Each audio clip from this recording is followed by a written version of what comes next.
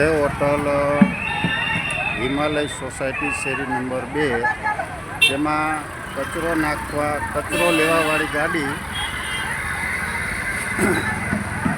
આજે 15-20 દિવસ જ્યાં કચરો લેવાવાળા કોઈ આવતા નથી, એટલે બાયુનો રોષ જુઓ તમે. આ રોડ ઉપર કચરો નાખીને જાય છે. અત્યારે રોડ ઉપર ઢગલો કર્યો છે. તમે જોઈ રહ્યા છો આ રાધે હોટલ વોર્ડ નંબર 12માં આજે કચરો લેવા માટે કોઈ આવતું નથી. એના માટે બાયુ બધી ગુસ્સે થઈને રોડ ઉપર કચરાનો ઢગલો કર્યો છે. આ છે